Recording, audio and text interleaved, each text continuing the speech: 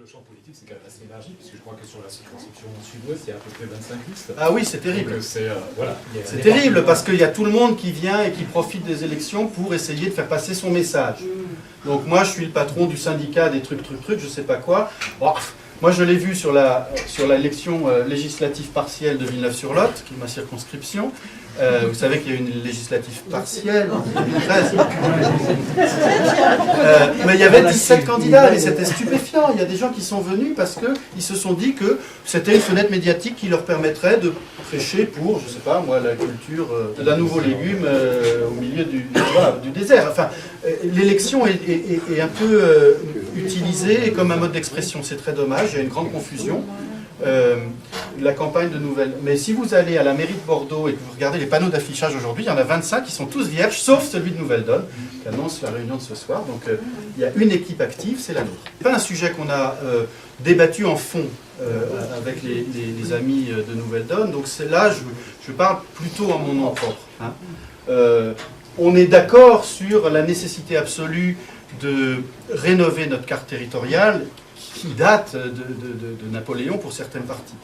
On est d'accord aussi tous à Nouvelle-Donne pour se dire qu'on préfère se mettre d'accord sur des objectifs avant de se mettre d'accord sur des moyens pour arriver à des vraies réformes. Donc je pense qu'on pourra converger assez rapidement. Moi, sur la réforme, je crois que déjà elle est présentée, c'est pas une question de nombre. Pour moi, 22 régions, 10, 12, je m'en fous. La question clé, la première en tout cas, c'est pourquoi faire. Pourquoi faire ? Quelles compétences? Quelle répartition des compétences? Alors celle-là, elle a du sens. Hein. Moi, je suis un régionaliste. Je crois que la région est le bon niveau d'action dans notre territoire. Je suis assez régionaliste. Je pense que la région est probablement le bon niveau d'architecture. Je crois qu'il y a un niveau l'État, tout ce que l'on doit partager sur l'ensemble du pays et qui fait la cohésion nationale. La région économique au développement, à l'identité d'une région, aux infrastructures, c'est-à-dire à l'avenir et au développement stratégique d'un territoire. Et puis le niveau local pour tout ce qui est du service aux concitoyens. Je pense qu'il y a ces trois niveaux-là. Aujourd'hui, on a 5 ou 6 niveaux suivant comment on compte. C'est absolument débile. Enfin, quand on y réfléchit en tant qu'au niveau gestion, de se dire que rien que l'architecte de pôle d'enseignement, qui a un peu d'expérience sur comment on crée un lycée, un endroit où il y a des salles de classe, des salles de machin, voilà, il y a des savoir-faire spécifiques, pas les biens, mais il y a des savoir-faire. C'est quand même, évidemment, il y a des doublons un peu partout, là, on peut sans doute être plus intelligent en termes d'économie. Il y a sans doute des économies à faire, à rationaliser ça. Je prenais un exemple comme celui-là.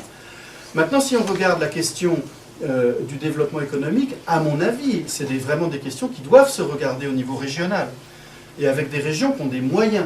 Pour moi, la question de la décentralisation, ce n'est pas la taille des régions. Je trouve que l'Aquitaine est assez grande comme ça. L'Aquitaine est déjà grande. La question, c'est quels sont les moyens dont on a. À la région, au conseil régional, on a un budget d'1,3 milliard. C'est plus petit que celui de la Cube. Hein. Donc, quand on compare avec les Länder allemands ou avec les régions espagnoles, le Pays basque espagnol, c'est pas grand en territoire. Hein. Mais c'est pas grand en termes de territoire. Par contre, en termes d'autonomie, de compétences et de budget, c'est important. Et c'est ça qui donne le poids et la possibilité d'avoir une vraie politique de développement avec une vraie stratégie. Donc je crois que l'architecture, elle est autour des régions pour le stratégique, autour, à mon avis, de la communauté de communes pour le local et le soutien. Je ne vois plus trop le rôle du département là-dedans, qui, à mon avis, mais là, s'il y a des conseillers généraux, je vais me faire mal voir, mais qui, à mon avis, est devenue une autorité de gestion. Hein, elle gère de l'argent pour faire quoi? Les routes et administrer l'aide sociale et le RSA. C'est ça, finalement, le département. 95% des budgets des départements, c'est ça. Donc c'est de la gestion. Est-ce que c'est une entité politique aujourd'hui? Je crois plus tellement. Et quand elle fait un peu de développement économique, elle vient un peu marcher sur les... Enfin, on est en concurrence sur des trucs, c'est pas très clair. Et puis les communes, moi je habite un petit village de 450 habitants, je ne suis pas convaincu que la structure communale soit la plus appropriée aujourd'hui. Donc mon modèle à moi, mais je suis prêt à en débattre, mais ce serait autour de communautés de communes, de régions fortes, avec des compétences clarifiées, d'un État et d'une union d'États au niveau européen, et avec la fin de la clause de compétence générale, qui permet finalement à tout le monde de s'occuper de tout, histoire de rentrer à fond dans le clientélisme, qui est l'un des trucs qui fait qu'on a une crise démocratique aussi. Voilà, donc, et ça, c'est lié aussi au découpage territorial. Il y a quelques années, Delors avait dit, je crois, on avait eu le choix, je crois que c'est Delors qui l'avait dit, on avait le choix entre l'élargissement ou l'approfondissement, on a choisi l'élargissement, c'était une erreur. Moi, je partage cette vision-là. La question, c'est on n'est pas obligé de vivre toute la vie avec les erreurs qu'on a faites dans le passé. Hein. Dans nos familles, avec nos gamins, on a tous fait des conneries. Mais on n'est pas obligé de les porter pendant 40 ans. On peut aussi, à un moment, se dire, dis donc, là, quand on s'est fait... Voilà, c'était peut-être une bêtise, est-ce qu'on peut corriger le tir? Et on peut remettre les choses en question, je crois qu'on a le droit, je crois même que c'est un devoir de responsabilité de remettre les choses sur la table quand on sait qu'on s'est trompé. Donc c'est notre devoir de traiter cette question-là. Est-ce qu'on continue comme ça, et est-ce qu'on fait rien et on reste bloqué, ou est-ce qu'on apporte un changement? Ça ne te gêne pas d'apporter la vision que tu portes? La vision, la vision de tous les adhérents, on a tous travaillé sur ce programme. C'est vrai, comme tu disais, c'est une erreur qu'on n'est pas obligé de porter jusqu'au bout. Et j'ai pas envie de porter les erreurs du passé, étant plus jeune, parce qu'on va continuer à vivre très longtemps dans cette Europe. Donc aujourd'hui, pour reprendre la question, finalement, est-ce qu'une zone euro à 18 pays plutôt qu'à 28, ça bloque quelque chose dans cette Europe? Pas forcément. Une taxe Tobin qui vient d'être signée à 11 pays non plus. C'est le système des coopérations renforcées qui sont partie intégrante des derniers traités. Donc on peut faire une Europe à quelques pays resserrés sur des points de convergence communs.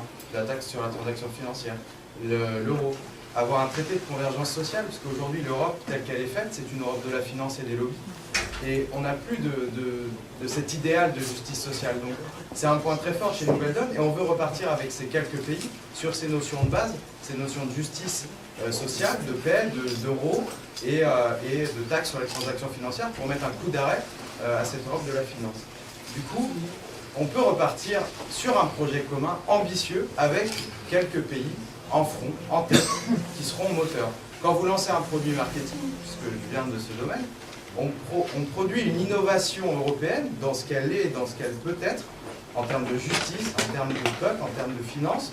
Les autres pays vont nous suivre. Et c'est juste une histoire de courage et de volonté politique. Et ça, je pense qu'il faut l'avoir aujourd'hui, parce que ce manque de courage et de volonté pousse cette Europe à la décadence et à la déchéance. Et les peuples vont rentrer dans une espèce de confrontation dramatique pour la suite. Eh bien, zone euro, on n'est plus qu'à 18. Taxe Tobin, taxe sur la transaction financière, on n'est plus qu'à 11. Madame Merkel, encore il y a 2 semaines, vient de signer l'accord sur le salaire minimum. Donc vous avez des employés qui étaient payés à 300 ou 400 euros qui vont être payés beaucoup plus. Donc on voit que si on est moteur, avec un projet commun porté par plusieurs, on y arrive. Pierre a souvent l'habitude de dire, il y a 1 semaine avant que le mur de Berlin tombe, tout le monde disait qu'il ne tomberait jamais. Il est tombé. Eh bien, avec quelques pays bien engagés, avec des citoyens qui portent ce projet, parce qu'à Nouvelle Donne, on n'est pas tout seul. On a plusieurs personnes derrière, on a des adhérents, on a une volonté, et je pense qu'aujourd'hui, la volonté des peuples, vous parlez de l'austérité en Grèce et les dégâts que ça cause en ce moment, parce qu'on s'est félicité du retour de la Grèce sur les marchés. Et moi, j'ai été, à ce moment-là, assez choqué d'une étude à côté qui montrait la proportion de l'infection du VIH depuis cette politique d'austérité. Donc comment on peut se féliciter d'un retour sur les marchés quand à côté de ça, vous avez des millions de personnes qui sont en train de mourir à petit feu.